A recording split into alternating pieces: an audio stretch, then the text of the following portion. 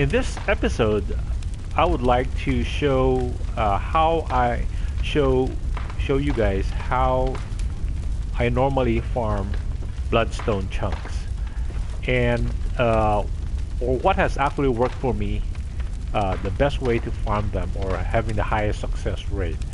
The very first thing I want to do is go to my Carol runes to check that I'm using the runes that give the best drops, like the eye rune.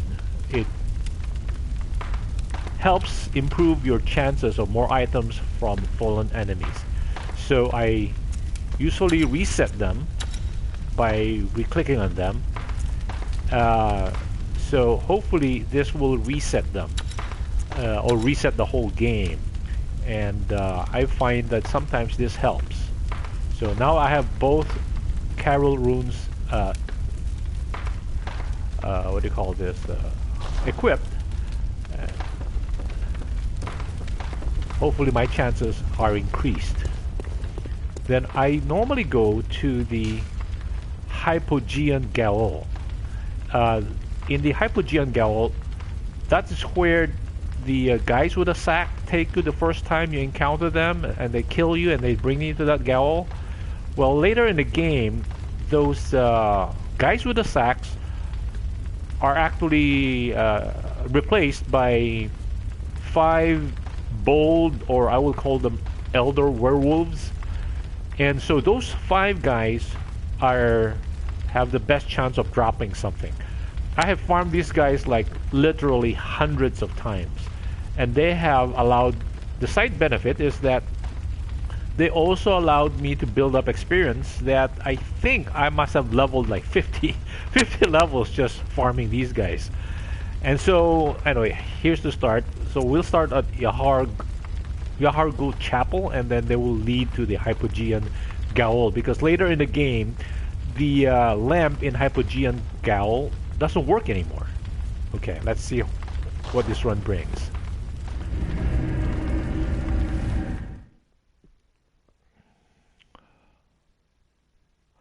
The runs are not very hard. Initially, it is hard because there are elder werewolves, and they have a wide area, or their swing area is, their hitbox rate is very wide, and they're pretty big, and they have a lot of hit points. But as you learn how they fight and stuff like that, then they're not so hard anymore. And these dogs are really pests.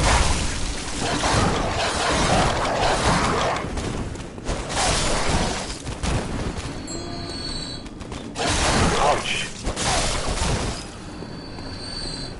So at the start, these dogs are not that really hard.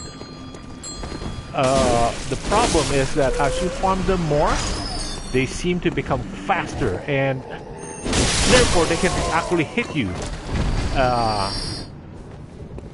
That's part of this game. I think the more you farm them, or the more times you kill them, they become faster, and their drop rates actually decrease. That's the reason why I put 2 Carol runes that increases my chances of enemy drops. Now these boxes are the ones that have replaced those guys who carry the sacks around. And so I usually try to approach the werewolves from the outside, because there's more room out here, especially in the early parts when you first try to hit them. When I try to kill them, I usually draw them out into this courtyard area, so I have more room to actually maneuver. But as I got used to their movesets, then I became, I gained a lot more confidence. Oops. I said that too early. Okay, let's see what they drop. Bloodstone chunks. Very first one, we got one. Nice. I love these werewolves. So the chances of these guys dropping is pretty high. So in 2 to 3 runs,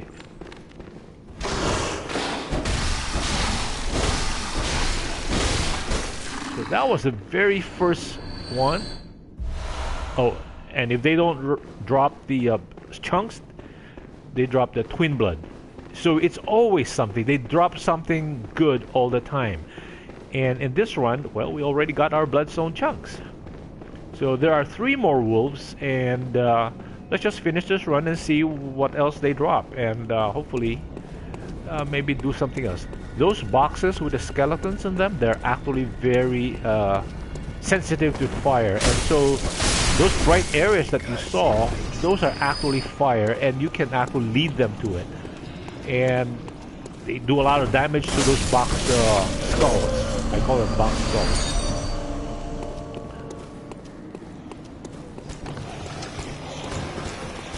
They're not that hard to kill, actually.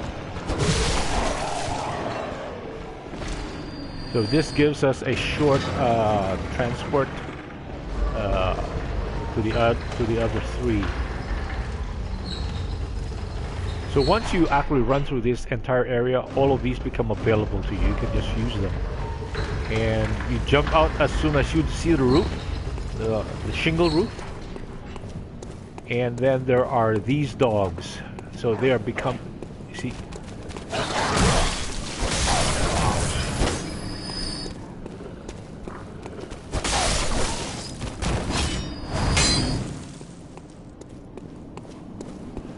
Okay, this is the 3rd wolf, and they're easy in this run. They're not very hard. So, like this guy, there are 2 of them that allow you to do a visceral kill.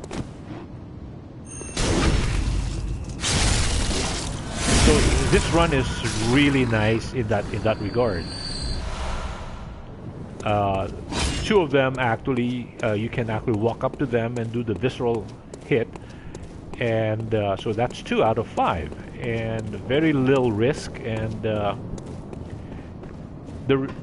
experience you get back also, I mean the blood echoes you get from them are also pretty decent. So you get a lot of side benefits in this run. You get the Bloodstone chunks, high degree of success. You get twin Bloodstones, and you get good experience. This one I usually try to give him some leeway because, yeah,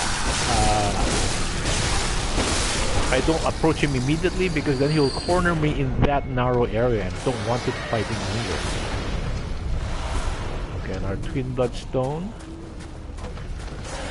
not too bad. So that was the 4th one. We're coming up on our 5th one.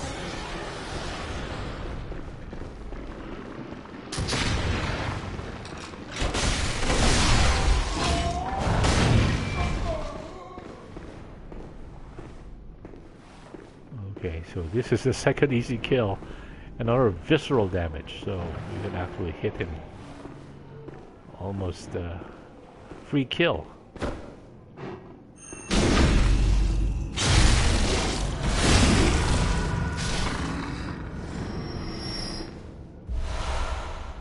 So this is a good run. It gave us 3 or 4 twin blood and 1 stone chunk.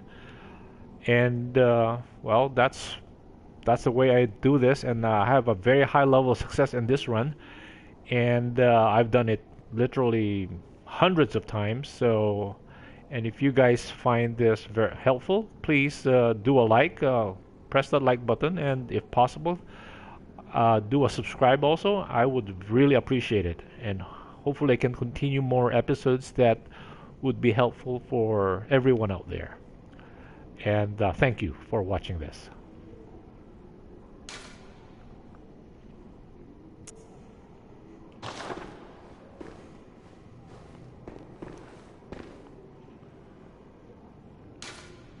I should have done it this way.